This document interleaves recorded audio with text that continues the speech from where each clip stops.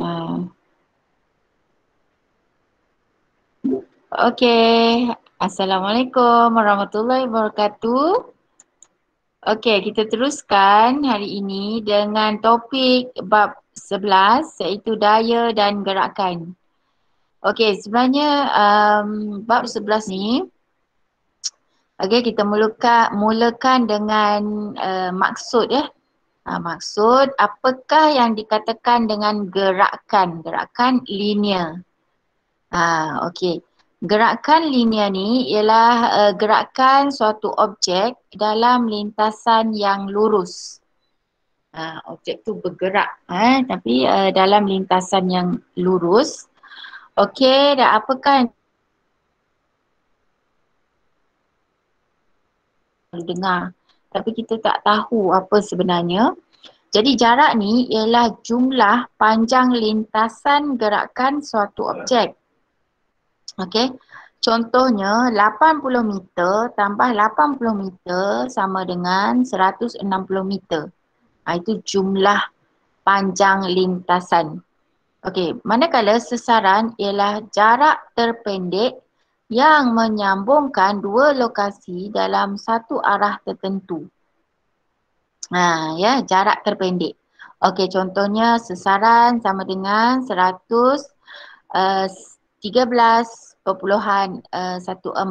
arah barat laut. Okey, unit SI bagi jarak dan sesaran ialah meter.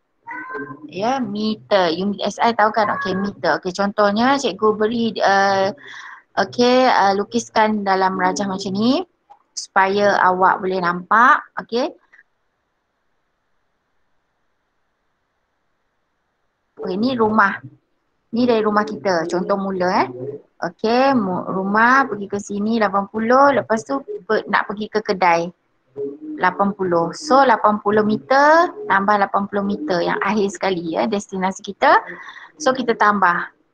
Tetapi kalau sesaran, maksudnya contoh waktu balik tu awak ada jalan pendek, jalan singkat. So awak tak guna jalan panjang ni, awak guna yang ini. Ni. Ni dari kedai ni awak nak balik pergi ke sini, ke rumah ni. So jumlahnya ini. Jadi kita boleh ringkaskan di dalam segitiga macam ni lah. Ya, kalau kita nak aplikasikan ya. Jadi unit SI, unit antarabangsa yang kita guna ialah meter. Meter ya, okey. Itulah maksudnya. Okey, jarak dan sesaran. Sekarang dah boleh tahu kan perbezaan dia. Okey, mari kita lihat aktiviti ni. Okey. Buat ni kan, ya.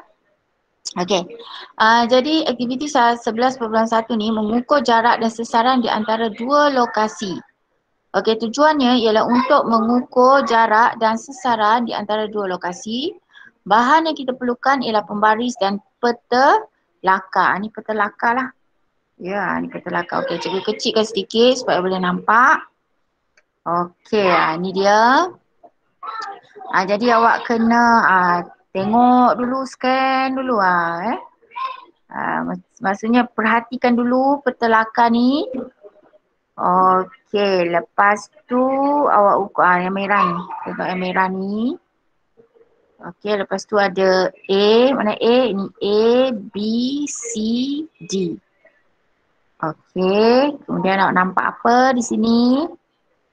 Ada kampung Awah, ada kampung Nerek, ada kampung Cendor. Ni dekat mana ni kalau ikutkan? Di Pekan Juasih,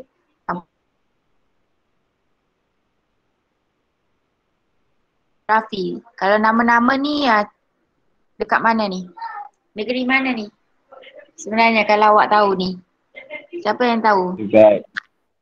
Kat mana? Negeri. Negeri mana? Kalau Jengke tu kat mana? Jengke. Pahang kan? Pahang. Ya, Jengke dekat Pahang. Ya. Ni kampung awak biasalah cikgu. Mungkin awak tak biasa kot mungkin awak tahu Selangor je ya. Okey, sebenarnya Pahang. Ya. Jengke, ni kampung Pasir, Cendor ni. Nerek, Awah ni. Terkenal ni Jengke. Ya, terkenal. Terkenal dengan ni. Alah, apa ni, Felda. Ha, Felda pernah dengar? Felda Allah. jengka. Felda lah. Jengka ya. Okey. Terus Kampung Awah. Uh, Mineral.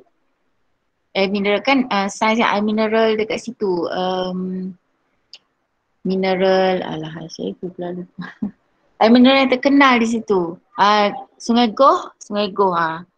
Kat situ ya. Dia terkenal lah ni. Ni dekat sini ni. Memang Cenor. Cenor mungkin nak tahu. Okey. Jadi dia ambil ni peta ni dekat sini. Betul-betul ni. Ya. Okey. Jadi selalunya kalau awak dah belajar geografi mungkin awak boleh kaitkan lah. Okey. Jadi umpamanya macam ni. Latihan. Simple je. Okey. Latihan ni ada dalam buku teks. Muka surat 222. Okey. Ukur jarak dan sesaran Kampung Nerik ke Kampung Cenor. Ini betul lah. Ini betul-betul ni. Okey, Kampung Nerik ke Kampung Cenor. Okey, so dekat sini. Scan Kampung Nerik. Awak boleh ukur lah ya dengan pembaris. So lepas tu awak ukur Kampung Awah ke masjid. Ke sini, ke sini. Mana masjid? Mana masjid? Nampak ke masjid? Ni. Lambang masjid. Okey, ke masjid. Dekat depan sekolah ni. Okey, ukur. Kemudian Kampung Awah ke Kampung Nerik. Okey, C ni. Kampung Jengke ke Kampung Nerik. Kampung Jengke ke Kampung Nerik. Macam tu ya. Okey, jadi dia kata ukur jarak garis putus ni, garisan putus dan darabkan dengan skala yang diberi. Okey, yang ini ialah peta lakar. So awak kena darabkan dengan skala. Okey, jadi sesaran mesti ada arah tertentu. Kalau sesaran, kalau jarak tak perlu. Sesaran mesti ada arah. Okey. Kilometer ya. Ni skala dia. Okey, maksudnya ini tak apa, kita tengok dulu apa maksud-maksudnya, lepas tu kita tengok buat latihan ya. Okey, apakah yang dikatakan dengan laju? Laju. Selalunya kita guna istilah laju ni lain kan. Okey, so ini yang sebenarnya. Laju ialah kadar perubahan jarak. Yang tadi tu. Tadi kita kata jarak, lepas tu sesaran. Okey. Laju purata pula ialah kadar perubahan jumlah jarak yang dilalui. Okey, maksudnya laju sebenarnya jarak bahagi masa. Bagi dengan masa. Okey, laju purata jumlah jarak bagi jumlah masa. Macam tu je. Ya. Purata. Okey, jumlah. So unit SI bagi laju dan laju purata ialah meter per saat. Okey. S lepas tu negatif 1. Okey, meter per. Kalau dia negatif ni maksudnya per. Okey, per saat. Okey, bahagilah tu ya. Okey, contohnya. Okey, cikgu bagi contoh. Ini orang ni ya. Larian. Ini ya, Olimpik kan. Okey. So ni 0 meter dia mula. So ni 2 saat. Dari sini ke berapa meter ke 10 ni. 2 saat dia lari. So dalam 50 meter kemudian 6 saat. Kemudian dari 100 meter ni dia 10 saat. Okey, dia kata ini ialah kedudukan pelari yang sedang berlari. Yang sedang berlari. 2 saat, 6 saat, 10 saat. Okey, seorang pelari 100 meter akan mengalami perubahan jarak sebaik saja. Allah. Sekejap Macam cikgu suruh pelari.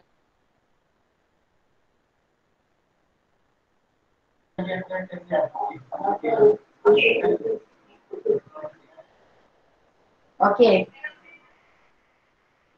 Ha.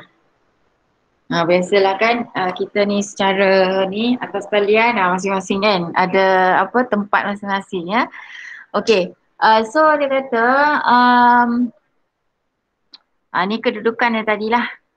Seorang pelari 100 meter akan mengalami perubahan jarak sebaik sahaja memulakan dari garisan permulaan. Perubahan jarak sebaik sahaja memulakan dari garisan permulaan. Okey, perubahan jarak ni bertambah apabila pelari itu semakin jauh dari garisan permulaannya. Mestilah kan dia bergerak ya. Okey, laju pelari itu boleh ditentukan melalui jarak dan masa yang dicatatkan. Berikut menunjukkan contoh pengiraan laju pelari di atas.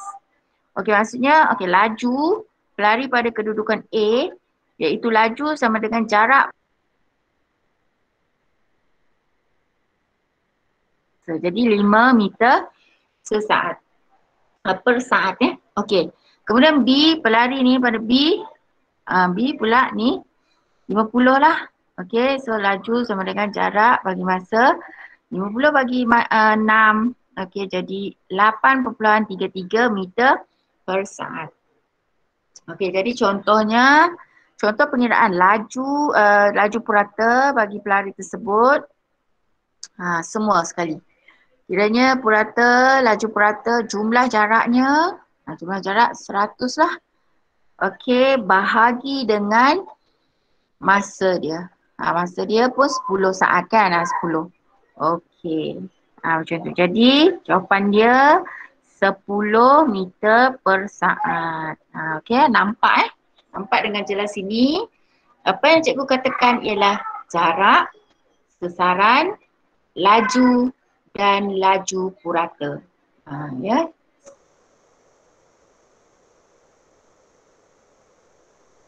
Lepas tu ditanya lagi, apakah yang dikatakan dengan hal laju? Ni tadi laju, sekarang hal laju. Okey, hal laju ni ditakrifkan sebagai kadar perubahan sesaran.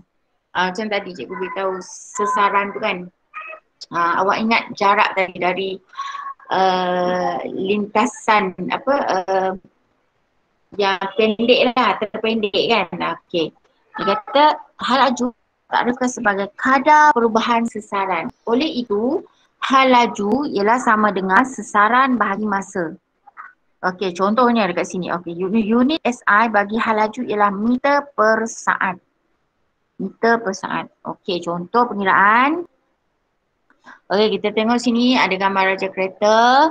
Okey, dia bergerak dia bergerak. Kereta mula bergerak dari titik kosong menuju ke titik C. Okey, pada sesaran 12 meter pada arah timur. Okey, cikgu.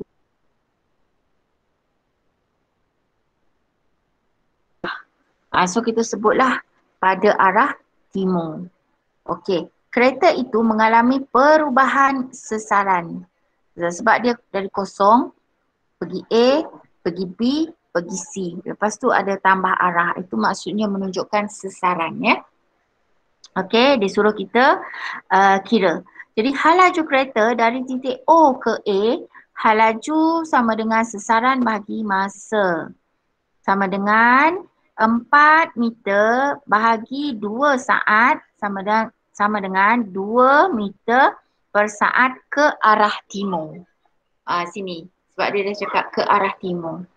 Kena sebut timur bila kita kata sesaran tadi ya dan hal laju tadi.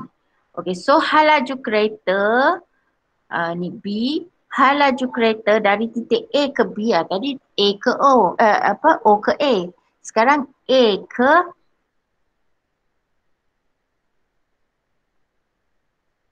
empat lah. Yang ni tak nak. O ke A ni tak nak. Dia nak A ke B saja. Okey, so awak ambil sini 8 meter tolak 4 meter bahagi 2 saat. Jadi jawapannya ialah hal laju bagi titik A ke B iaitu 2 meter per saat ke arah timur. Ya. Ke arah timur. Sebut ya, kena tulis ke arah timur. Okey. Seterusnya, hal laju kereta dari titik O ke C, titik Oh, kesias seluruh ni, satu ni. Okey, jadi 12 bahagi 6. Kenapa macam mana cikgu dapat 12? Awak tambah semua. Ni tadi, okey dia dah bagi lah. Okey, dan masa tu lah. Masa awak tambah.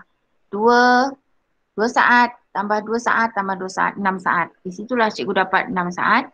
Jadi 12 bagi 6 sama dengan 2 meter per saat ke arah timur. Masih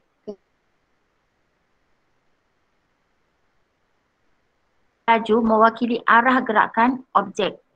Okey, merujuk Raja 2, apabila kereta bergerak ke arah timur, hal laju ditulis dengan tanda positif. Manakala jika hal laju objek itu pada arah yang berlawanan ditulis dengan tanda negatif. Maksudnya dia pergi ke sini, positif lah. Kalau dia patah balik, kita akan tulis tanda negatif sebab menunjukkan dia patah balik. Itu maksudnya dia pada arah yang berlawanan. Okey, seterusnya apakah yang dikatakan dengan pecutan? Ni pecutan pula. Okey, kita tengok sini. Pecutan ialah kadar perubahan hal laju. Kadar perubahan laju. Tadi dah terangkan hal laju kan? Okey, pecutan. Ni simbol dia. A macam ni lah. Okey, A kecil kan? Okey. Perubahan hal laju bagi masa yang diambil. Maksudnya kalau pecutan ni hal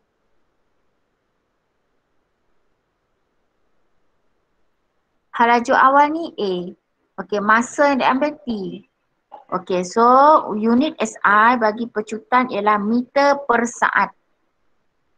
Meter per saat, 2 kali. Meter per saat, 2 kalilah. Okey, ditulis macam tu. Sebab dia dah ambil kan 2 kali tu. Macam mana? Okey, kita tengok situasi ni. Ni orang berbasikal, contohnya dia pergi dari dari sini laju dia kosong, pergi ke sini 5 saat. Okey, kita jelaskan. Basikal pada Raja 3 yang berada dalam keadaan pegun ni tak bergerak pegun.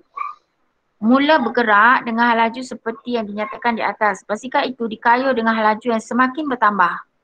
Okey, keadaan ini menunjukkan basikal itu sedang mengalami pecutan. Berikut menunjukkan contoh pengiraan pecutan bagi basikal di atas. Okey, pecutan sama dengan perubahan hal akhir V tolak dengan hal laju awal A sama dengan bahagi masa yang diambil, maka kita ambil dia ni 40 tolak kosong sini hal laju akhir awal bahagi masa 5 saat. Ni 5 saat ni. Jadi dapatlah pecutan iaitu 8 meter per saat. Per saat kuasa 2 kan. Okey. Okey, jika brek basikal ditekan, pergerakan basikal menjadi perlahan dan hal laju basikal akan berkurang. Keadaan ini menunjukkan basikal itu sedang mengalami nyah pecutan. Sini istilahnya, double. Kalau ni maksudnya nyah pecutan. Okey, itulah hari ini cikgu nak terangkan istilah-istilah tersebut ya.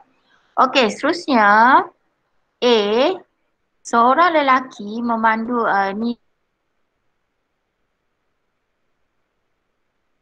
memandu kereta dengan laju 10 meter per saat dan mengambil masa 10 saat untuk berhenti.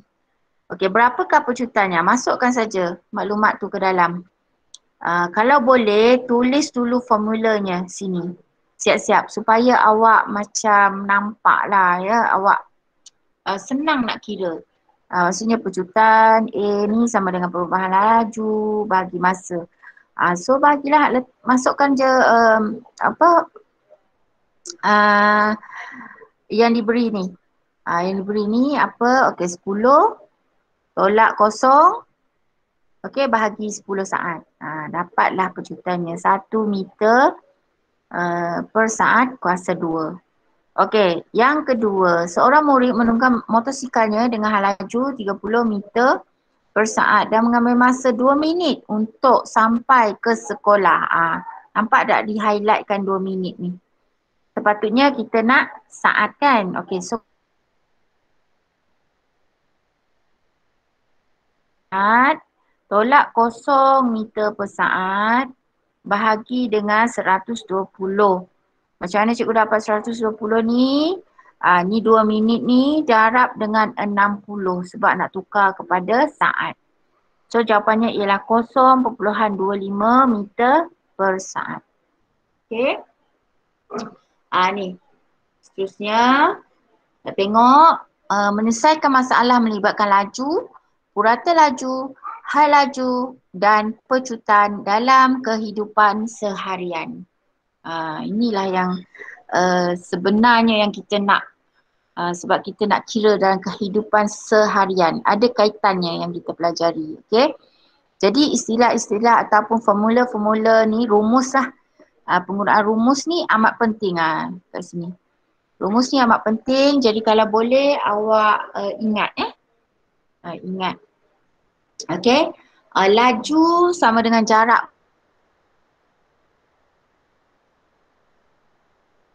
Jarak bahagi masa. Hal laju sama dengan sesaran bahagi masa. Dan pecutan sama dengan perubahan hal laju bahagi masa yang diambil.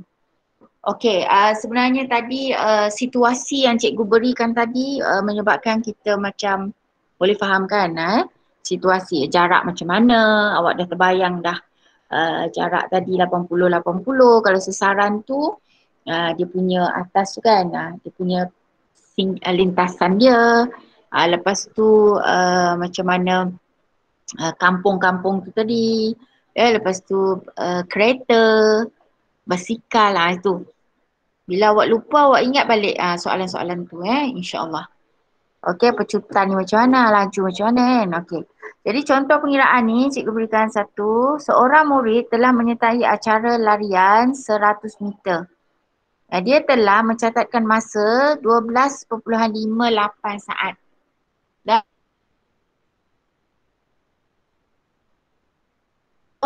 laju purata sama dengan jumlah jarak bahagi jumlah masa. Okey. Jadi sama dengan 100 meter ni, rumus ni awak letak ke atas dulu. Okey, lepas tu awak masukkan apa yang diberi tadi. Okey, dia beri 100 meter. Okey, letaklah 100 meter kat sini. Lepas tu dia mencatat masa. Okey, masukkan data dia. Okey, lepas tu bagi macam biasa. Tekan kalkulator, awak dapat ni. 7.95 meter per saat. Ya, okey. Simple je ni kan? Okey, seterusnya sebuah kereta bergerak dari titik A ke titik B dengan jarak 800 meter dalam masa 65 saat. Kemudian kereta berpatah balik dari titik B ke titik C pada arah 350 meter dalam masa 30 saat. Okey. Jadi yang mana tadi yang kena letak arah tadi kan? Okey.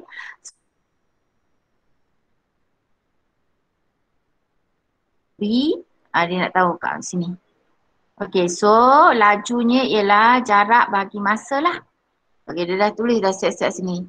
Jarak dari titik A ke B. Okey, 80. Masukkan sajalah ya. 800 bagi 65. Dia dah cakap dah. Okey. Dapatlah 12.31 meter per saat. Kemudian dia kata ni, tentukan jumlah sesaran yang dilalui oleh kereta itu. Okey, so awak tolaklah sesaran dia. 800 tolak 350 meter. Okey, dapatlah 450. Itu sesarannya yang dilalui oleh kereta itu. Kemudian nak tahu hal laju, sama. Hal lajunya ialah sesaran bagi masa. Ni dah tahu sesaran ni. Jadi awak bagilah 450 bahagi 95. Okey.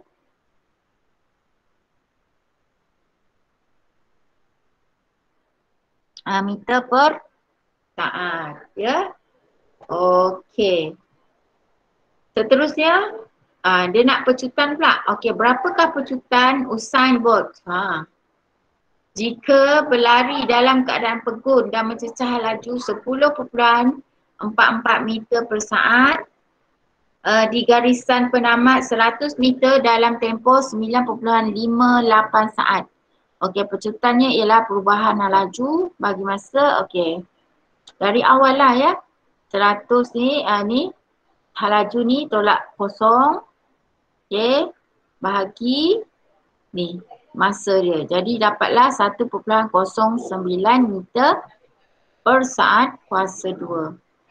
Okey, yang ni di Syafiq ni berlari dari titik mula R ke sebenarnya R ke S yang terletak pada jarak 100 meter utara. R ke S, dia berlari pula ke arah T, okay, T.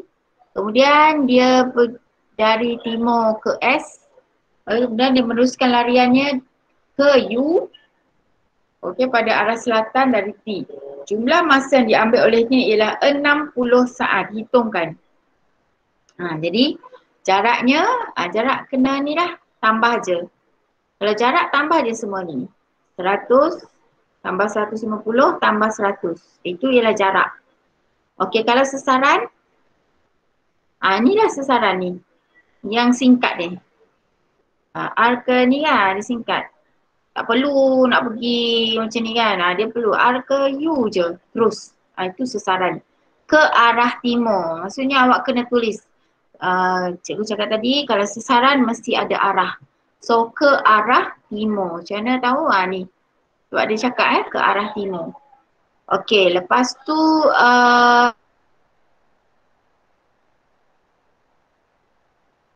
sama dengan jarak bagi masa 350 bagi 60 sama dengan ni. Okey, laju purata dia lah.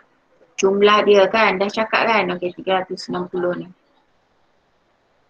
Okey, yang tadi ni 350 ni bahagi masa. Okey, kemudian laju sesaran bagi masa. Ambil je lah sesaran tadi. 150 bagi semua yang ni laju purata awak ambil fakta atau nilai dari jarak. Okey, kalau laju awak ambil nilai dari sesaran. Dari sini tadi ya. Okey, ni ujian TP1 ni, simple je. Okey, seorang murid telah menyertai larian 200 meter. Dia kata, telah mencatat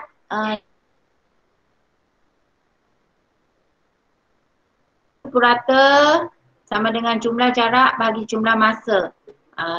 Masukkan je nilai dia. Bahagi macam biasa. Masa dah mencemburui ya. Okey. Sikit lagi nombor 2. Okey, dan ni last soalan last.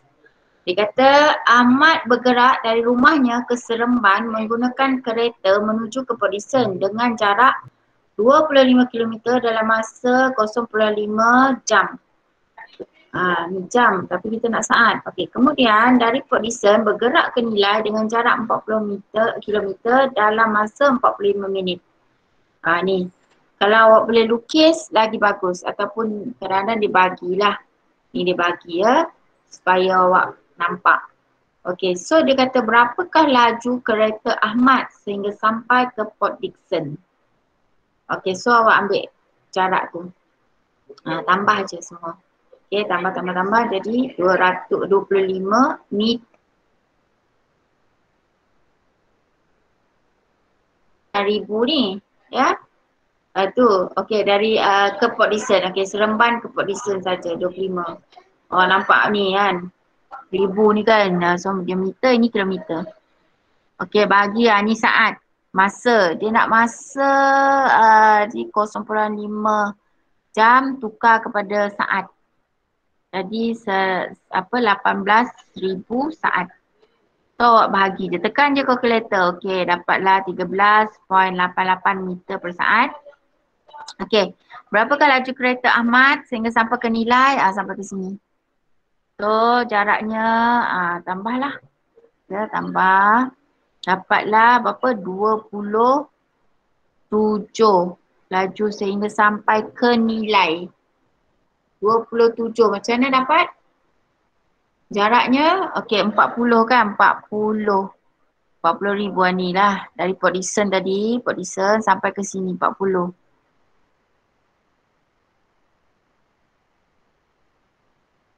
Saat, bahagi je. Ni, so jumlah semakin canggih ya. Okey, dapat. Okey, cikgu kecilkan sikit. Kecil ke tak besar? Okey. Jadi dia kata berapakah jumlah sesaran yang dilalui oleh kereta itu? Okey, jawapannya 47 perpuluhan ni. Punca kuasa lah. Tadi kuasa kan. So awak punca kuasa ke arah timur. 25 kuasa 2 tambah 40 kuasa 2 tambah 22 ni jadi punca kuasa 2 jawapan dia 47.17 kilometer ke arah timur. Maksudnya 25 ni tambah ni tambah Seremban pergi Port Dickson pergi ke Nilai tambah 22 tu. Okey. Tambah dulu baru awak buat ni punca kuasa. Okey, jawapannya ni. Jadi dia kata berapakah laju kereta tersebut dari Seremban. Macam biasalah. Jumlah yang ini tadi tukar ni kilometer. Tukar ke meter dapat 47,170 meter bahagi 2,700 saat. Dari ke arah timur. Kena sebut arah dia ke arah. Okey. Jadi kita pun nak menghampiri pukul 11. Okey. Jadi nak habis kelas. Cikgu harap awak boleh faham setakat ini. Okey, oleh itu kita sambung lagi minggu hadapan lah ya. Bab ini. Okey, kalau tak ada aral, cikgu akan sambung dia, awak tengok video ya. Kalau tak ada aral lah. Okey. Oleh itu, kita jumpa lagi pada hari Selasa minggu hadapan ya. Okey, jumpa lagi. Terima kasih. Terima kasih, cikgu. Terima kasih. Bye. Okay, terima kasih. Okey.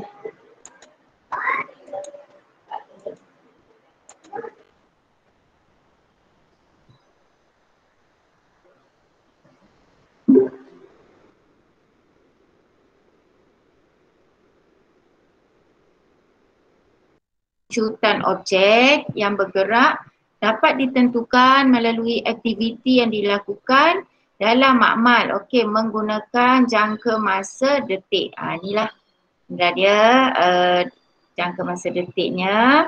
Inilah peta detik ya. Okey, jangka masa detik ini bergetar 50 getaran sesaat. Okey, 50 Hz ya.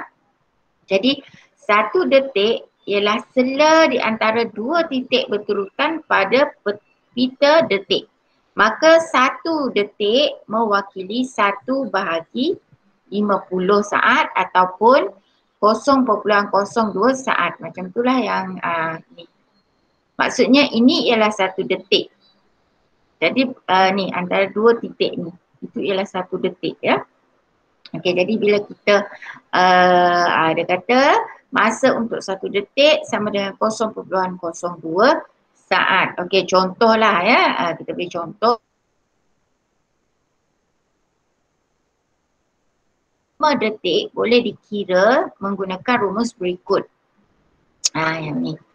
Okey, contoh contoh yang tadi. Okey, ini ada 1, 2, 3, 4, 5, 6. Okey, 6. Tetapi titik kita ada 1, sebab ni antara. 1, 2, 3, 4, 5. Tetapi dia 5 detik. Ya. Walaupun titik dia 6, tetapi kita nak 5 detik yang antara tu ya. Okey, cikgu. Cikgu cuba tulis ni tak boleh draw cuba draw kat sini. Okey, di situ sekejap cikgu cuba draw ni. Yang ni lah yang cikgu masukkan ya. Jadi itu ialah satu titik ya.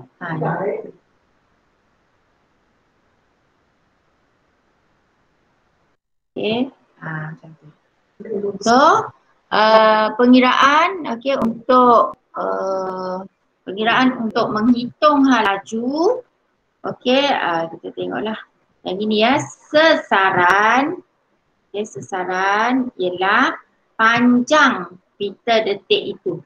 Kalau kita tengok di sini, panjangnya ni 10 cm ya. Ni 10 cm. Jadi itulah yang ini ya. Lepas tu kita kata masa yang diambil. Masa yang diambil. Jadi 5 detik tu. 5 detik. Ya, so dia cakap macam ni ya. Ni 1.0.02 kan. Cikgu tuliskan. Sebab dia kata darah.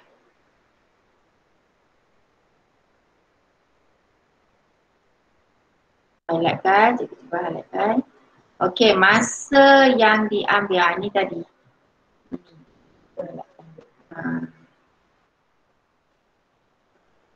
Mana yang cikgu dapat? Dari sini. Ya.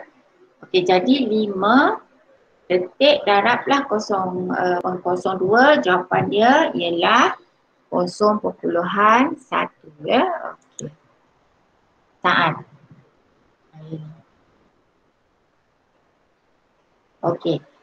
Lepas tu ni baru kita kata, baru kita kira sesaran dan ni masa.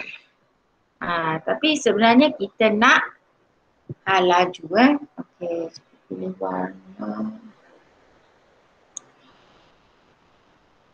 Apa yang ada?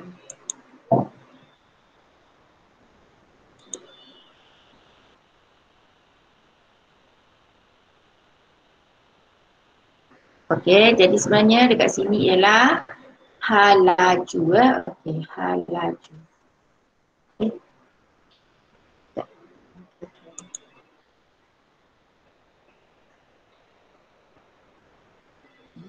Apa tak mau? Tak apa ya.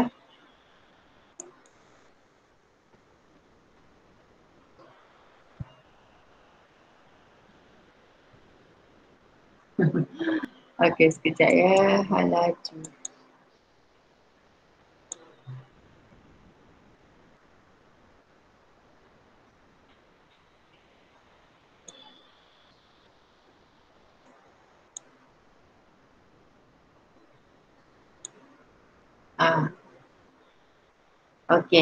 Jadi apa yang kita nak tadi ialah hal laju ya. Hal laju. Tak nak pula.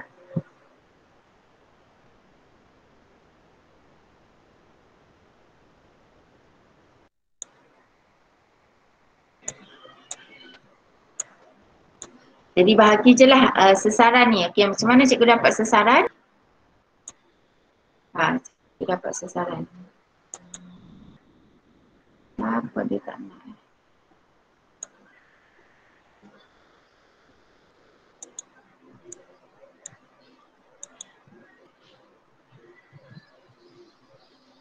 Sesaran yang ni. Yang ni. Tepan. Itu ialah dari sini tadi yang cikgu kira ni tadi. Yang ni. Panjang pita detik tu. Itu yang cikgu dapat ni. Ni. 10 cm ya. Itu dari situlah sebenarnya. Settle di situ. Jadi awal ya.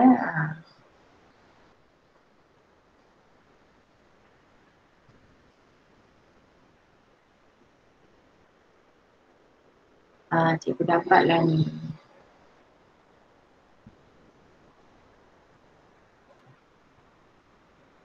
Okey ya. Saat ni dekat sini pula. Ni. Ni.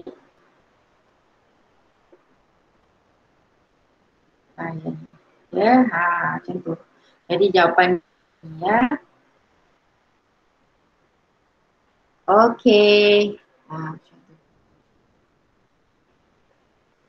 Seterusnya, okey kita buat seterusnya. Latihan latihan prestasi. Jadi di mana kita tengok latihannya Raja 1 menunjukkan kita detik pada troli tu ya. Okey. Jadi nampak hal laju. Hal laju maksud cikgu cara kita kira. Maksudnya dari mana cikgu dapat 25 ni, sesaran ni, ni sesaran. Dari mana cikgu dapat ialah dari panjang ni. Ni pergi ke sini ya. Okey, itulah cikgu dapat. Okey, jadi macam mana cikgu dapat ni pula? Okey. Maksudnya cara cikgu dapatkan tu ni, yang ni 0.14 ni di mana darab 7 darab 0.02 saat. 7 macam mana dia dapat 7? Cuba ni kira. 1, 2, 3, 4, 5, 6, 7. Dari situ cikgu dapat. Okey. Satu cuba cikgu ni. 7 jadi ni 1,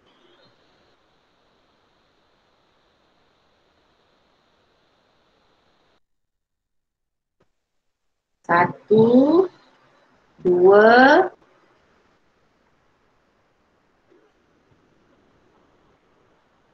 3, 4, 5, 6. Ni. 1, 2, 3, 4, 5, 6, 7. 7 kan? Jadi itulah 7-nya. Itulah 7. Macam tu ya. Boleh ya Khadijah? Okey, yang 0.02 tu yang dia dah bagi. Ni memang tetap tau yang ni. Yang ni dia memang dah tetapkan. 1 detik tu memang kita dah kira tadi ya. Ni dia. Memang dah kira. Jangan ubah-ubah dah maksudnya. Memang ini je yang kita. Maksudnya untuk soalan macam ni, mula-mula awak kira je berapa ni. Jangan awak kira ni yang dia. Antara titik tu yang kita kira. Maksudnya ni kira 1. Yang ni kira 2. Murid selalu buat kesilapan sebab dia kira titik. Kalau kira titik salah lah. Kalau kira titik jadi 1, 2, 3, 4, 5, 6, 7, 8 kan. Tapi sebenarnya dia 7 je. Dia 7, dia bukan 8. Sebab murid kira titik. Bukan titik tapi di antara titik itu itu dapat 7.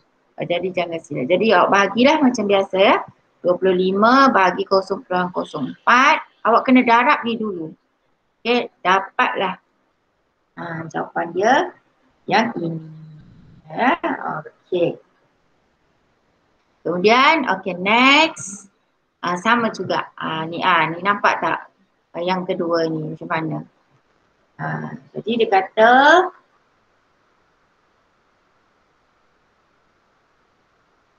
kita buat step by step supaya kita faham lah. Cikgu ajar slow cikgu tak ajar laju sangat ya. Okey, jadi masuk katalah macam biasa. Kalau dia kata, kalau awak nampak soalan macam ni, dia bagi kita detik ni. Okey, lepas tu awak ada suruh kira dia macam ni. Okey, mula-mula letak je ni. Masukkan je dalam rumus. Senang kan? Ni mula-mula masukkan 15 ni. Masuk ke dalam rumus ya. Kat sini. Okey. Lepas tu awak kira detik dia berapa. Ni. 1, 2, Okey, antara 3, 4, 5. Bukan 6 kan, 5. Jadi ni 5. Ya. Jadi yang ini yang biasa. Jadi kita cikgu nak beritahu ramai budak murid dia nak tekan ni pun salah. Okay, kalau nak senang awak darab ni dulu. Kadang-kadang ada budak dia keliru kan. Tapi ikut step by step. Takut awak confused Jadi awak settlekan ni dulu. Settlekan ni dulu. Ni darab dulu. Tekan dulu ni calculator. Jangan, atas ni jangan usik. Ni dulu, okey, dapatkan ni. Dah jadi 0.1 ni. Dah dapat sini, baru awak bahagi yang ini. 15 bahagi 0.1. Dapat jawapan ni. Sebab kadang-kadang confused budak confused. Ini dia dah betul dah. Cuma bila dia tekan tu salah. Tak tahu apa yang dia tekan tapi mungkin dia keliru lah. Jadi awak jangan buat macam tu. Untuk tips supaya awak tak keliru, awak settlekan dulu yang bahagian bawah ni. Itu lebih mudah, awak lebih jelas lah. Ya. Okey. Dan yang ini pula. Okey, next. Ni. Ini ialah eksperimen di mana kita buatlah dalam makmal ya. Okey, menentukan hal laju. Nampak di sini. Hal laju. Okey. Hal laju dan pecutan. Hal laju dan pecutan ya. Okey, 2 dekat sini.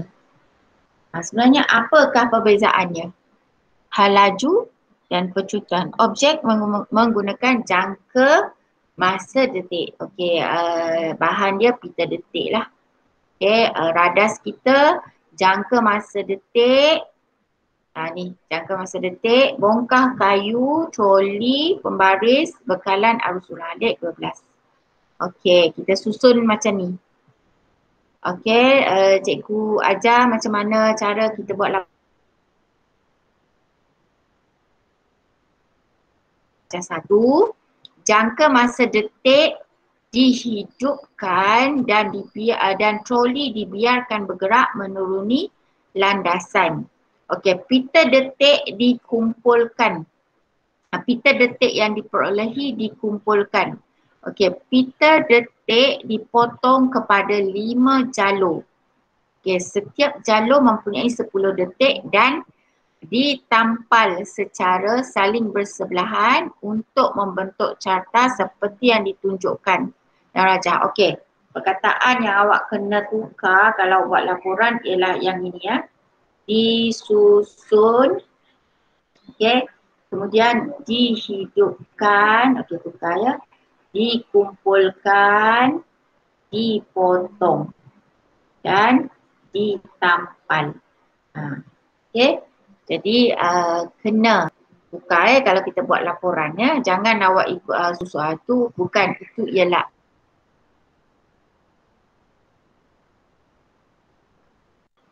Yang inilah.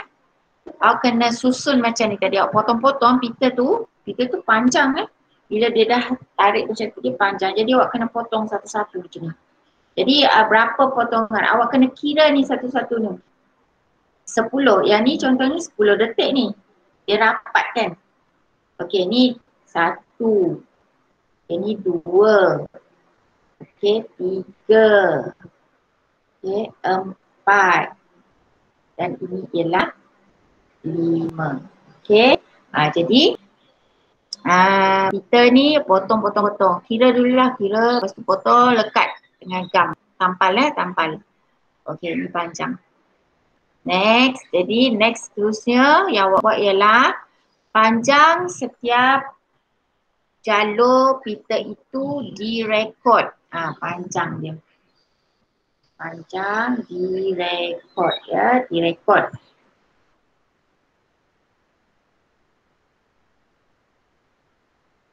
Dikira dengan menggunakan rumus berikut. Dia dah bagi dah. Okey, dia bagi rumus inilah. Okey. Masa. Laju sama dengan sesaran bagi masa. Okey, panjang pita detik yang dibuat. Alright, okey, ni dia. Manakala, okey, berdasarkan carta pita dalam ni, Raja 2, kira pecutan menggunakan, okey, kita tukar ayat dia. Berdasarkan carta pita dalam Raja 2, okey, pecutan dikira. Okey, pecutan dikira ya. Dengan menggunakan rumus. Rumus ni lah.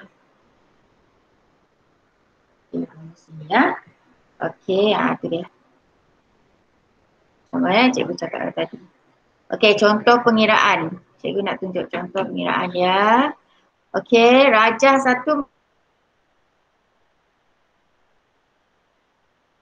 Jadi masukkan saja. Masukkan saja ke dalam. Contoh ni, yang pertama tu ya. Okey. Yang kecil guys. Ni. Dia nak yang pertama dan yang akhir saja. Sebab dia nak hal laju awal atau hal laju akhir kan. Okey. Sesaran ni kiranya yang dia jarak dia. Okay, jadi ambil yang ni. Yang pertama ni. Okey, ni. Panjang dia berapa? 2. Okey, 2. Ambil 2. Okey, lepas tu yang akhir ni, 5 ni. Okey, ambil jarak dia. Jarak dia ialah 10 kan. Okey. 10 ya. Jadi tolak. Tolak saja.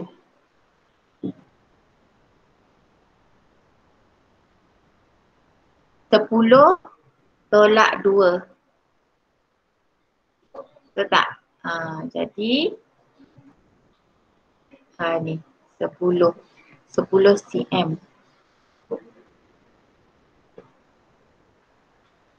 Lepas tu kita nak kira. Okay.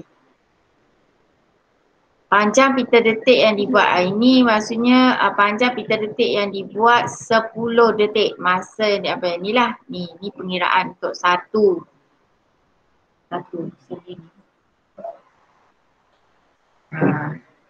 Okey, kirakan hal laju bagi 5 detik. Detik 5 kita buat macam ni. 10 bahagi 10 detik. Jadi dapat 0.2 saat. Okey. Lepas tu kirakan pecutan. Okey, hal laju akhir tolak hal laju awal. Okey, inilah. Lajunya 5 tolak 1. Jadi dapatlah 0.8 saat. Dan ni 50 tolak 10. Okey, jawapan yang akhir sekali ialah 50 cm per saat kuasa 2 ya. Okey. Ini pula latihan prestasi.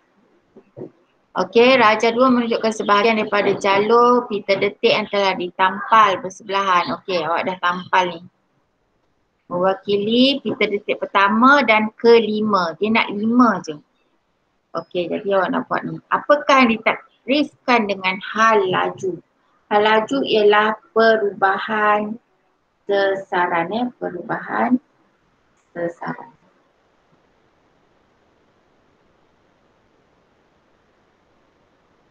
Hitungkanlah macam biasalah ya tadi ya. Untuk 1 detik, 1 bahagi 50. Okey, ukur pita detik yang pertama. Awak ukurlah ni, ambil pembaris je, ukur sini. Dalam peperiksaan pun awak ni, ambil je pembaris, awak ukur sini, dapat ni. Ukur macam biasa pembaris 2.3 ni dan mana cikgu dapat. Dapat dari sini panjangnya ni.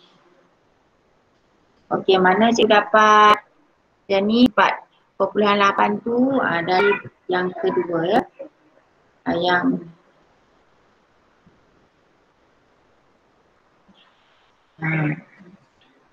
okey, ni bergantung pada saiz cetakan kertas lah. Cetakan kertas awak. Okey, lepas tu dia kata hitungkan. Dia awak tolak lah.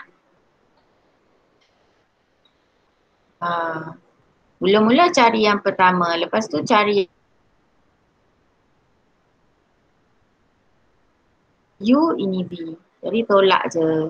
Kirakan selang, ni. Hitungkan pecutan, tolaklah yang pertama. Tolak kedua. Ni yang awak dapat tadi. Tolak je. Dapatlah jawapan ni ya. Okey. Ni ialah eksperimen blok kayu sama juga eksperimen. Kita mula. Okey. Ni nampak. Ni kita mula, ni kita akhir. Kira. Ya. Okey. Jadi cikgu rasa ini dulu, setakat ini dulu sebab agak mencabar topik ni bagi yang belum tahulah, ya, belum mahir lagi. Jadi apa yang cikgu nak awak buat, okey, cikgu nak bincang sedikit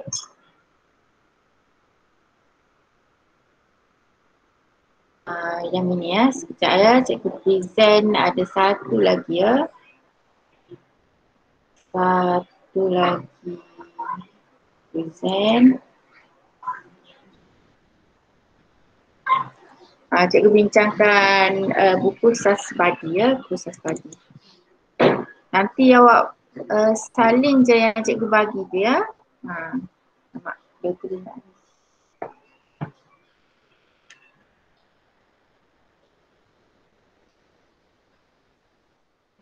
Okey.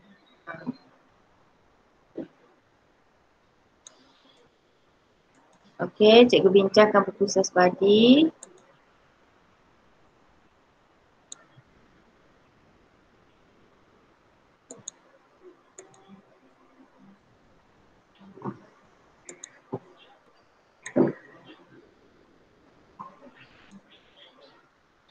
Okey, nampak ya.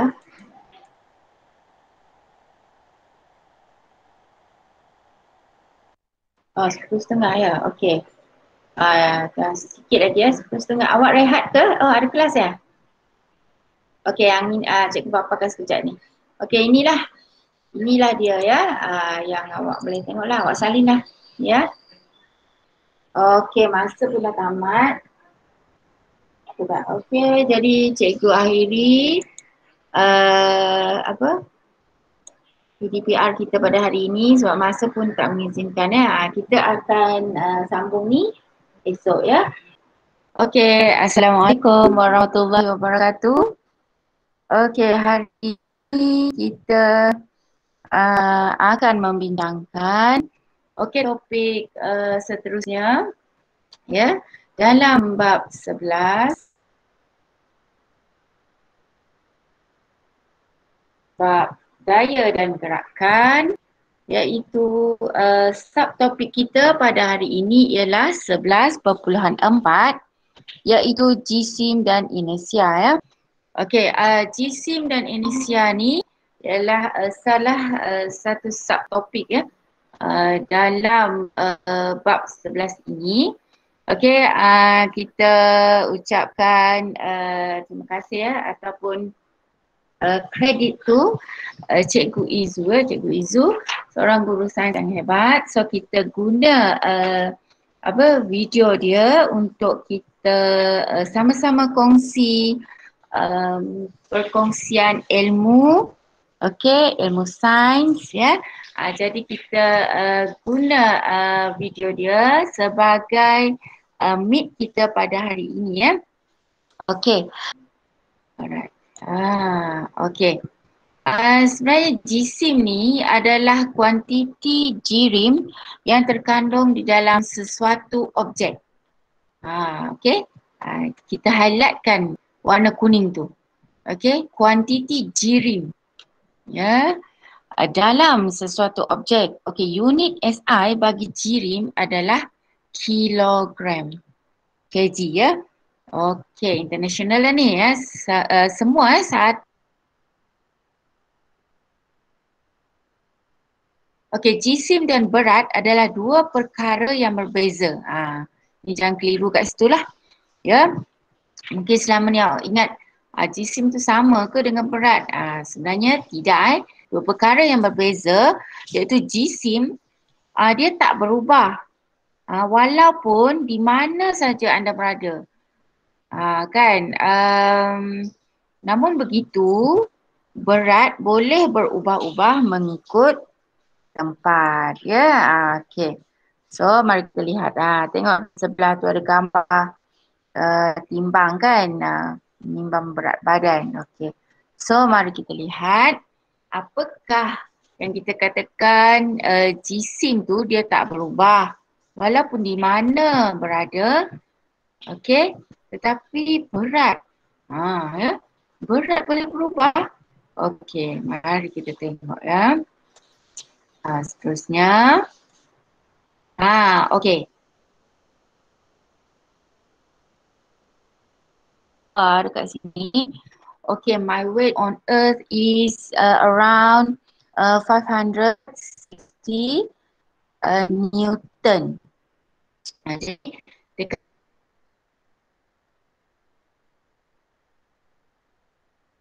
kata berat seorang ni bergantung kepada magnitude daya 560 Newton. Nampak gambar yang pertama ni. Di bumi.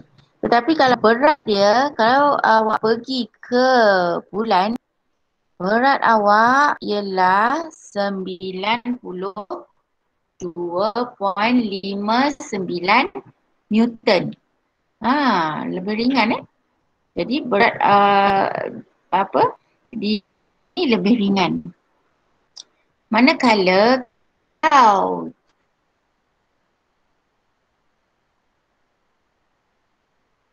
ialah 56 kg. Maksudnya tak berubah lah. Ya. Okey, mari kita tengok. Beratnya bergantung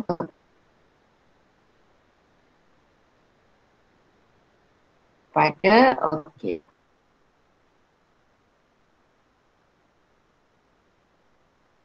daya dia.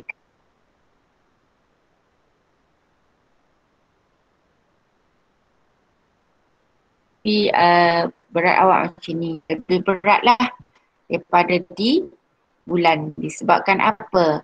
Disebabkan oleh daya graviti. Daya graviti.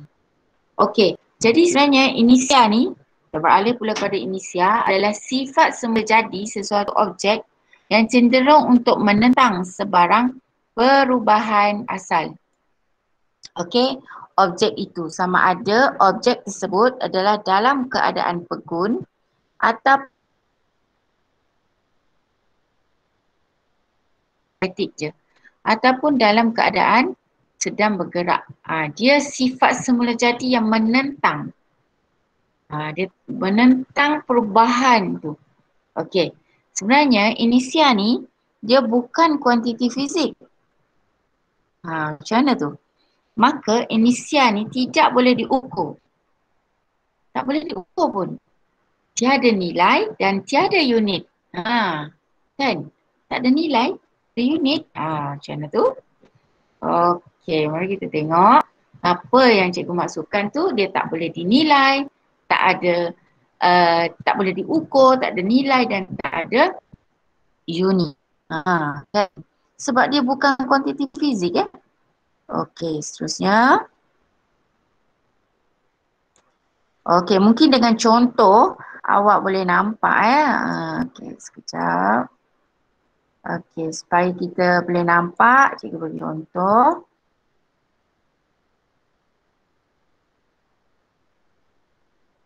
Okey. Okey.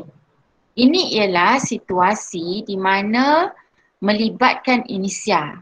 Macam yang cikgu cakap tu ya. Okey, di sini ialah duit shilling di mana kita letakkan duit shilling ni di atas cardboard keping cardboard ni. Okey, lepas tu ada di atas cawan lah. Cawan ni berisi air. Okey. Jadi keadaan asal objek tu sebenarnya ialah pegun. Apabila cardboard tu disentap dengan laju, kena laju-laju lah buat duit shilling akan terjatuh ke dalam gelas. Ni. Kalau tarik betul, tarik laju jangan slow laju. Okey, laju-laju dia jatuh. Okey. Jadi inisial duit shilling itu mengekalkan keadaan asal duit shilling iaitu keadaan pegun. Duit shilling tidak bergerak bersama ke dalam gelas disebabkan oleh daya graviti. Dia jatuh sebab ada daya graviti. Maka itulah sifat inisial tadi dia nak kekalkan. Dia tak ikut sekali. Okey, itu contoh yang pertama. Okey, contoh yang seterusnya. Okey, di mana nampak kan? Macam tu. So, keadaan asal objek yang bergerak. Okey, apabila kereta bergerak, pemandu di dalam kereta tersebut juga bergerak bersama-sama. Nampak kan ni? Simulasi kartun ni. Okey, bila kereta bergerak, dia gerak sama-sama. Jadi apabila kereta tersebut berhenti secara tiba-tiba, badan pemandu kekal bergerak ke hadapan. Dia bergerak. Jadi inisial pemandu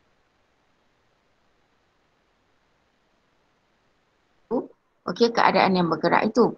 Maka pemandu tersebut akan terhumban ke hadapan sebab dia bergerak bersama-sama kan. Jadi bila dia terlanggar tembok tu, dia akan terhumban lah sebab langgar kan. Langgar. Dia terhumban. Itulah keadaan. Macam tu. So kereta ni bergerak. Bila dihalang oleh tembok ni, so dia akan jatuh, terhumban lah. Jadi inisial ni sejajar dengan hukum gerakan Newton pertama oleh Sir Isaac Newton. Sir Isaac Newton lah yang menyatakan hukum gerakan Newton pertama. Okey, hukum gerakan Newton pertama menyatakan bahawa sesuatu objek akan kekal dalam keadaan asalnya, iaitu sama ada pegun atau sedang bergerak dengan laju yang malar. Maksudnya laju malar ni ialah dalam garis lurus, tiada daya luar yang bertindak. Jika tak ada daya lain lah yang mempengaruhinya kan. Jadi dia akan bergerak dalam garis lurus. Okay. Jadi inisial sesuatu objek dipengaruhi oleh jisim. Ya. Okey, sekejap. Dipengaruhi oleh jisim objek tersebut. Maka semakin besar jisim, semakin besar inisial objek tersebut. Maksudnya tadi semakin besar jisim dia, yang kg tadi semakin besar inisial objek tersebut. Ya, jadi sebab dia menentanglah, contohnya tadi kereta tadi kan, kereta tadi dia langgar tembok tu.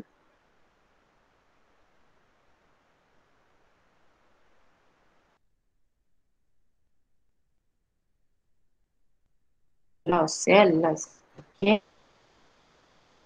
Tak apa. Okey, jadi seterusnya. Ya.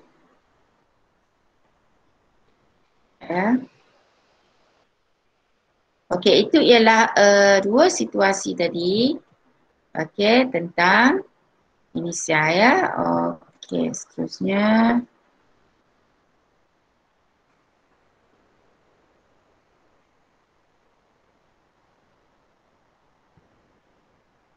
Okey, ini ialah hukum Newton yang pertama ya, oleh Sir Isaac Newton tadi. Okey. Kemudian ini ialah kesan inersia dalam kehidupan seharian kita. Okey, situasi yang pertama. Okey, kepala tukul yang longgar boleh diketatkan dengan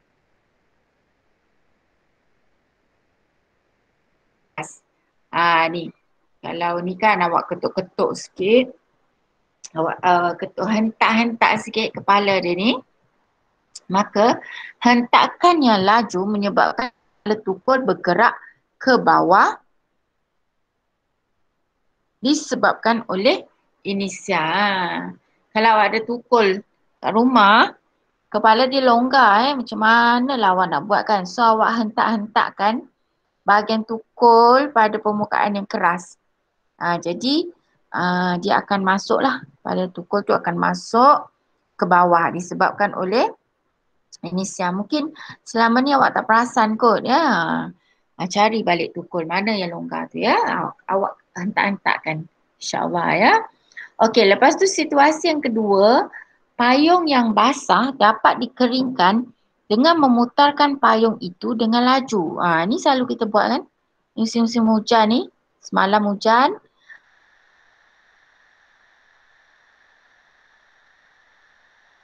ataupun awak dari tempat yang ada hujan, lepas tu awak bila awak nak tutup tu awak pusing-pusing kan. Okey, ini disebabkan oleh inersia. Titisan hujan akan terus bergerak walaupun payung sudah berhenti berputar. Maka titisan hujan itu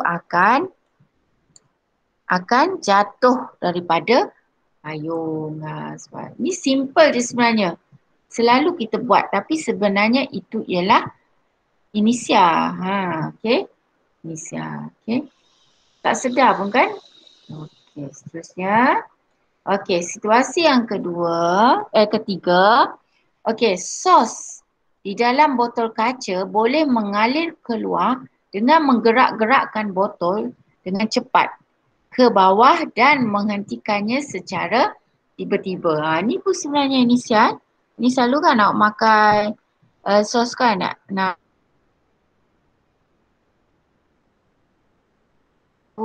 gerak-gerakkan lah.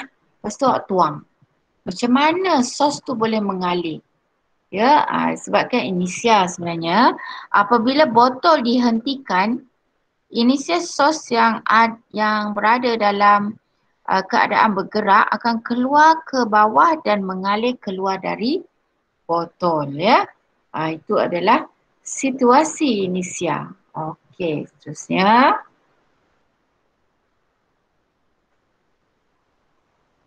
Okey. Ini adalah situasi yang keempat di mana lori tangki minyak mempunyai inersia yang besar ya. Lori tangki minyak ni sebenarnya mempunyai tangki minyak yang terbahagi kepada beberapa bahagian yang berasingan di dalamnya. Okey, tangki yang berasingan dapat mengurangkan impak inersia minyak ke atas dinding tangki jika lori itu berhenti. Tangki tu sebenarnya ada bahagian-bahagian lah.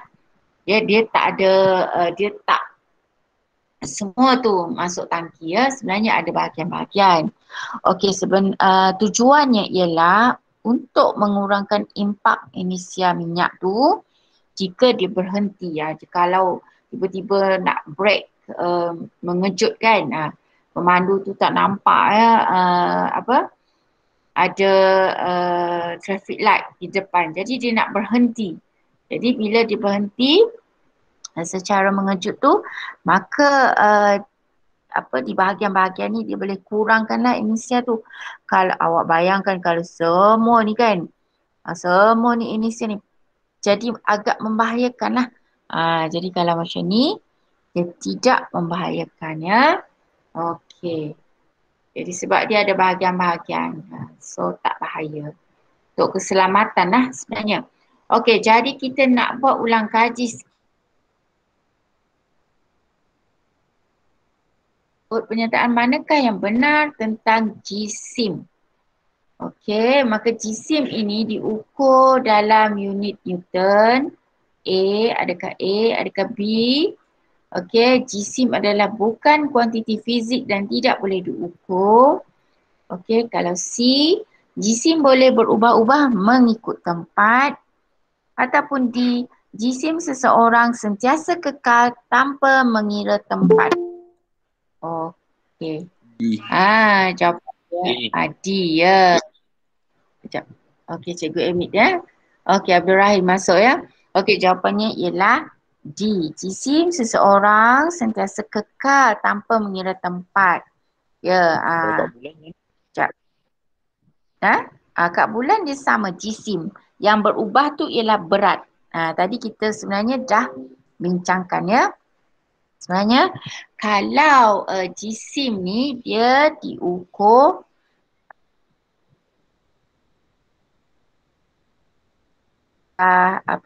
Zawin masuk tadi. Sebenarnya kg. Okey, Newton ni berat. Okey. Kalau jisim ni adalah bukan, ni bukan, ni ialah inersia. Ya, inersia ni. Inersia adalah bukan kuantiti fizik dan tidak boleh diukur. Okey, jisim boleh berubah-ubah mengikut tempat, tidak. Ya. Yang berubah tu ialah berat. Maksudnya kalau berat awak di bumi berapa kg, di bulan lebih ringan lah. Contohnya berapa? 50 kan berat awak di bumi. Di bulan lebih ringan daripada itu. Itu ialah jisim. Kalau itu ialah berat. Kalau jisim tu yang tetap. Dia kekal je jisim kekal saja. So jawapannya ialah dia D yang benar. Okey, itulah kan cikgu cakap tadi. Ramai yang keliru antara berat dan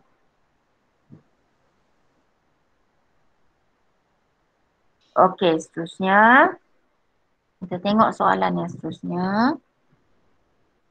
Okey, nombor 2. Okey, cuba lihat dulu. Kan. Okey, di antara berikut yang manakah merujuk kepada konsep inersia? A. B. Merujuk. B tadi kita dah bincang. Okey, kejap. Dia laju. Okey. Yang mana?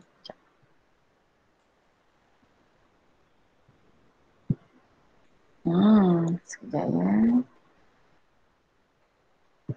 Okey. Jawapannya sebenarnya ialah B kita menggoncangkan botol sos tu tadi. Untuk mengeluarkan sos.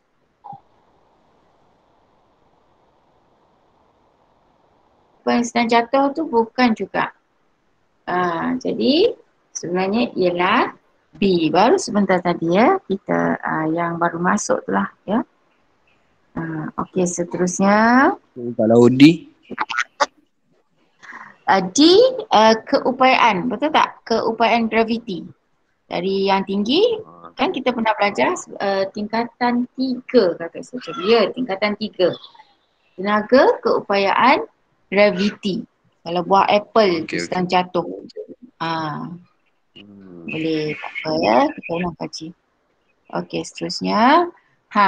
Inersia ni dia bergantung kepada adakah berat objek, adakah panjang objek, jisim objek ataupun isi padu objek. Jisim objek. Jisim objek, mari kita tengok. Ya, betul ya. Maksudnya dah faham. Ya, ingat tu lah. Okey, jisim objek sebab dia kekal kan. Okey, seterusnya. Apakah, ni kita dah tahu selalu kita tengok lori tu macam panjang macam tu kan. Hari ni ya, ilmu baru bagi awak. Sebenarnya di dalam lori tu ada beberapa tangki. Kan, bila awak nampak lepas ni, lori ni ada beberapa tangki ni kan. Apakah langkah keselamatan yang paling tepat untuk mengurangkan inisial lori tersebut? Okey, A. Membahagikan tangki kepada beberapa bahagian kecil. B. Menggunakan tayar yang lebih besar dan keras. C. Memandu pada kelajuan yang tetap sepanjang masa. Dan D. Mengurangkan bilangan tayar belakang lori tersebut. Okey, jadi jawapannya ialah A. apa tadi? A. A. Ya, membahagikan tangki kepada beberapa bahagian. Ya, jadi kalau manusia tak mungkin kan kelajuannya mesti ada. Kadang-kadang kita pemandu tu bawa laju kan. Kadang-kadang dia bawa slow. Jadi langkah keselamatan yang paling tepat lah. Ialah kita bahagikan tangki ya. Di dalam tangki besar tu ada tangki-tangki kecil ya. Okey. A ya. Okey. Dekat Kelang kan banyak tangki, lori tangki. So lepas ni awak dah tahu dah. Okey. Okey, seterusnya. Poster di sebelah menunjukkan kadar kompaun kesalahan yang tidak memakai tali pinggang keledar ya. Okey, tengok dulu. Jadi mengapakah pemandu perlu memakai tali pinggang keledar semasa memandu kenderaan? Okey. A. Jisim pemandu kenderaan dapat dikurangkan. B. Kadar pecutan graviti pemandu dikurangkan. C. Momentum dapat dikurangkan. Apa jawapannya? Agak-agak. D. D. Ha? D. D. D ke? D. D. Okey. Mari kita tengok. Ada tak orang? Yang mana tadi? Kat depan tadi rasanya ada kan? Dah beritahu tadi kat depan. Awal tadi yang kedua tadi. Situasi kedua. Okey, mari kita tengok sebenarnya apa. Perempuan. Perempuan dijawab. Siapa tadi perempuan. Kita tengok.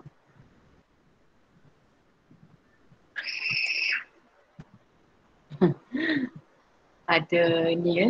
Okey, mendebarkan sikit. Fikir dululah yang mana satu. Hampir sama je kan jawapan dia. Nak kata jisim ke, nak kata inisial ke, momentum ke, kadar pecutan graviti ke. Lama dah. Sekejap ya, sabar. Kawan awak tengah berfikir tu. Okey, jawapannya ialah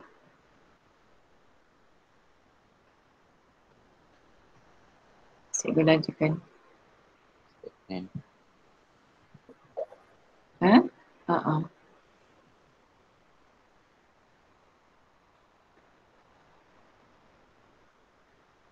Agak-agak apa jawapannya?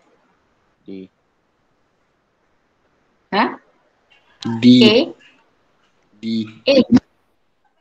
D. D kan? Betul tak? Jawapannya ialah, ni tak ada jawapan. Sebenarnya jawapannya ialah D. Ingat tak yang atas depan sekali tadi? Dia kata, sebab dia tengah bergerak. Kereta tu bergerak. Jadi bila awak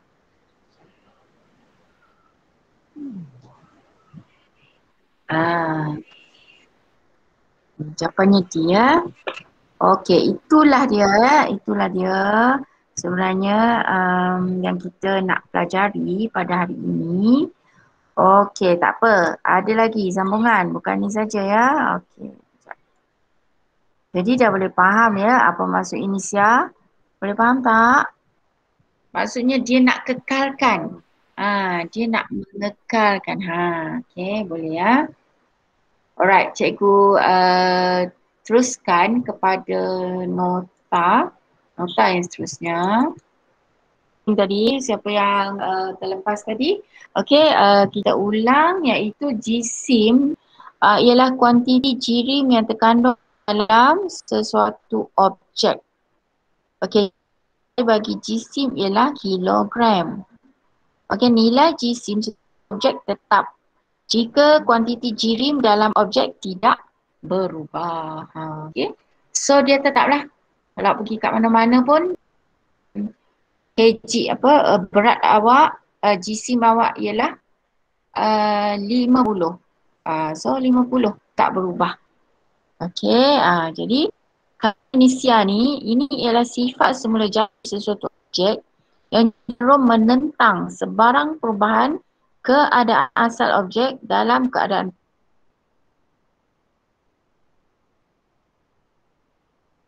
fizik maka dia tak boleh diukur, tiada nilai dan tiada unit. Special special sangat. Okey, so seterusnya bilangan 4 ni.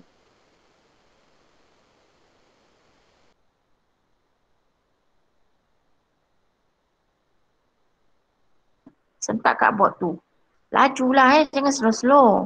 Kalau slow tak jadi. Dia kena laju Kalau awak pernah berada di dalam bas, rasa-rasa pernah ke? Ya, macam tak ada je kan. Okey, contohlah suatu hari awak berada di dalam bas tu berhenti secara tiba-tiba, badan penumpang awak macam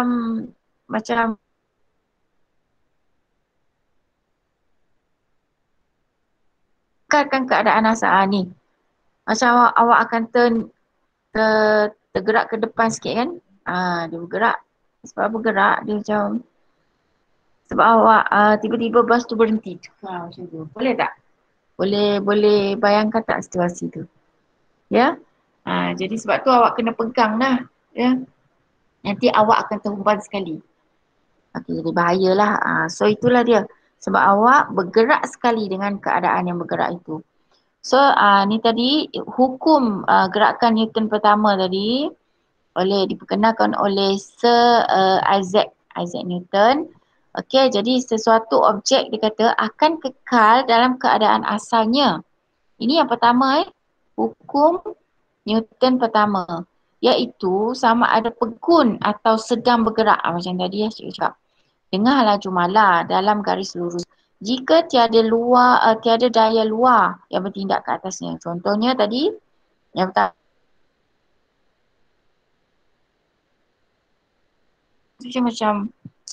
macam tak berapa nak keluarkan, so awak goncangkan sikit. So lepas tu awak tuang, lepas tu dia akan berhenti sendiri kan. Bila botol tu dihentikan secara tiba-tiba, maka inisia tu dia still juga keluar juga kan, kecuali lepas tu awak macam letakkan dia. Nanti buatlah kat rumah ya, Zawin, buat kat rumah. Tengok sos tu masih ada lagi buat keluar ke tak, walaupun awak dah letak dia macam tu je kan. Okay, maka sos itu akan keluar juga. Itu maksudnya ya. Ni yang kedua, awak pusing-pusing kan payung tu, tapi titisan air dia akan terus jatuh lah ya, disebabkan payung tu walaupun dia dah berhenti berputar, dia akan jatuh daripada payung tu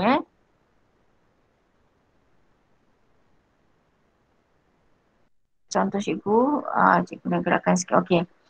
Semasa memancing, kalau ada apa yang memancing, kita tak boleh nak tarik tali pancing tu. Okey. Semasa ikan tu sedang bergelut, bagi mengelakkan tali pancing tu terputus. Contoh kalau tali pancing ikan tu dia tengah bergelut lah orang katakan, awak jangan tarik. Nanti lagi putus tali tu. Okey. Kenapa? Sebab tali tu dia berada dalam keadaan bergerak semasa ikan bergelut. Menarik tali akan menyebabkan ia terhenti secara tiba-tiba. Tali menghalang dari berhenti dan boleh menyebabkan ia putus. So awak macam pegunkan dia je lah. Awak macam statikkan dia dulu lepas tu baru awak tarik. Ketika dia bergelut tu, ikan tu macam nak lepaskan diri dia kan. Jadi jangan tarik. Awak biarkan dulu sekejap. Lepas tu baru awak ni lah.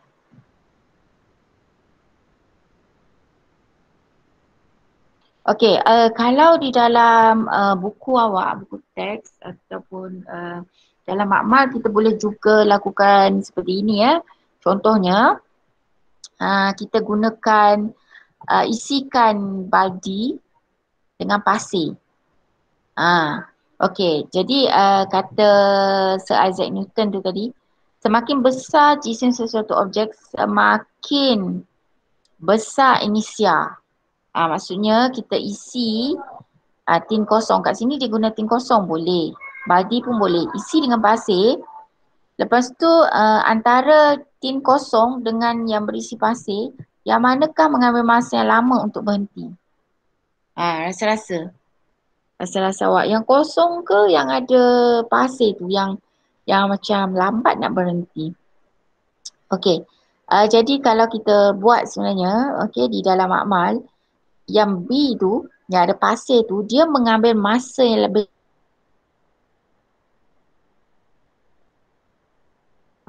maka inisialnya lebih besar lah yang menggerakkannya. Yang kosong tu dia dah berhenti, tapi yang ni masih lagi. Yang ada pasir tu dia masih lagi bergerak. Okey. Tin B juga lebih sukar dihayunkan kerana jisimnya lebih besar. Dia macam, kalau awak nak hayunkan tu macam awak kena tenaga sikit kan, yang berisi pasir tu ya. Okey, seterusnya, situasi seterusnya ialah kalau ni biasalah, tolong mak awak kan. Okay, troli ni, jisim troli kosong adalah lebih kecil. Okey, berbanding inisialnya kecil jugalah. Berbanding dengan yang ada barang ni. Okey, maka jisim troli yang dipenuhi barang ni lebih besar, menyebabkan inisialnya pun lebih besar. Oleh itu, troli itu lebih susah untuk digerakkan. Maksudnya macam ni lebih senang kan, tolak smooth je tolak. Tapi kalau dah ada barang, awak kena nampak tak kaki dia, kaki gambar ni kan, awak tolak macam menggunakan tenaga sikit untuk tolak. Kalau nak berhenti pun macam awak kena macam ada tenaga sikit lah ya, nak berhentikan, nak gerakkan. Jadi sebenarnya itu ialah inisia. Di mana bila troli tu jisimnya lebih besar, maka inisianya pun lebih besar juga. Itu maksudnya ya. Jadi maka hubungan antara jisim dengan inisia dapat dikaji menggunakan neraca inisia. Ni dalam makmal ada neraca inisia ya. Okey, ni. Yang tadilah yang cikgu cakapkan tadi juga. Situasi yang melibatkan inisia dalam kehidupan manusia. Yang pertama, awak hentak-hentakkan kepala tukul tu.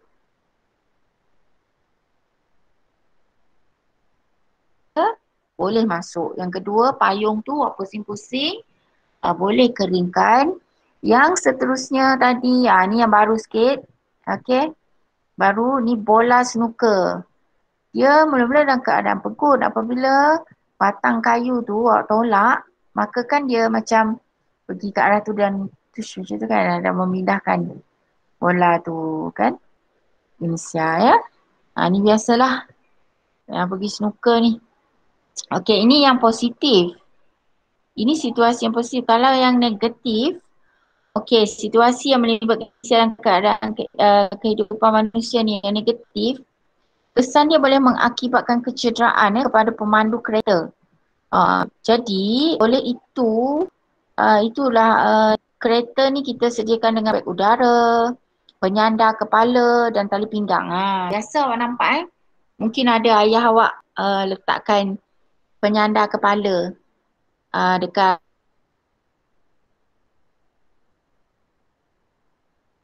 keselamatan jika berlakunya ni ya, inisia ni lah. Pakai tali pinggang, lepas tu letak penyandar kat kepala dengan beg udara ya, untuk mengurangkan inisia sebenarnya. Lepas ni awak dah tahu dah, oh patutlah ayah letak penyandar kan dekat kereta tu. Jika ada berlaku satu, maka tengkuk kita ni atau kepala kita ni boleh kira selamat lah. Sebenarnya untuk keselamatan ada orang ingat dia untuk cantik kan, untuk cantikkan kereta. Yo, beli cantik-cantik kan. Sebenarnya tidak. Itu adalah untuk keselamatan. Hari ni ilmu barulah untuk awak ya. Okey, yang seterusnya ni kapal terbang lagi lah kan. Semasa mendarat, kapal terbang yang berjisim besar tidak dapat berhenti ya dalam jarak yang pendek disebabkan inersia gerakannya besar. Naik kapal terbang. Okay, so kan dia kena, bila dia dah mendarat tu, dia kena macam pusing dulu kan. Okay, sebab dia kata landasan ni kita buat panjang lah. Sangat panjang, diperlukan untuk kapal terbang ni mendarat dengan selamat. Kan kita macam kita tunggu 10 minit dulu kan sebelum dia betul-betul berhenti. Dia tak boleh direct menunggu macam habislah penumpang dalam kapal terbang tu kan. So itulah sebabnya ya. Ini yang kesan-kesan positif ya, inisial tadi ya. Okey. Jadi itu saja, maka kita pun dah menghabis pukul 9. Okey, kita nak tamat pada pukul 9.30. Jadi masa yang tinggal ni sebenarnya adalah untuk awak buat soalan akhir apa? Semua sekali ya kalau boleh.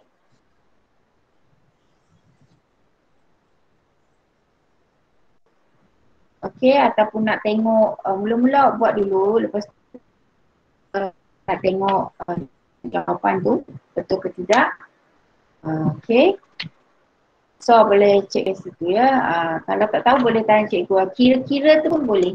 Okay, nota sekali cikgu bagi ya. Jadi 127. 127 hingga habis hingga 130. Boleh tak? Sempat tak? 9.30 tu sampai 9.30. Helikopter tengok. Helikopter berat tak inisia ke? Helikopter ya dia berat. Dia macam mana tu? Inisia juga kan? Tapi dia macam ada inisia. Dia mendarat dia macam tu dia kan, dia macam direct tapi slow juga. Dia lawan graviti lah kan. Sebab graviti ke bawah, graviti ke atas.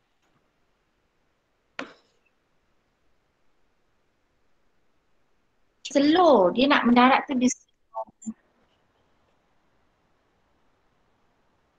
Dia macam cuba bayangkan helikopter sekarang. Dia tak ada layar, dia macam ada kat bawah kan. Turun tu dia nak turun tu dia macam slow sebab dia nak melawan kan, dia nak melawan graviti tu. Dia slow lah, dia tak ada macam besar terus macam tu kan. So dia slow sikit ya. Itu graviti. Yang ini sekarang ni yang kapal terbang maksudnya dia kan bergerak. Dia kan dari bergerak kan, lepas tu dia mendarat. Dia mendarat kan. So dia kena bergerak slow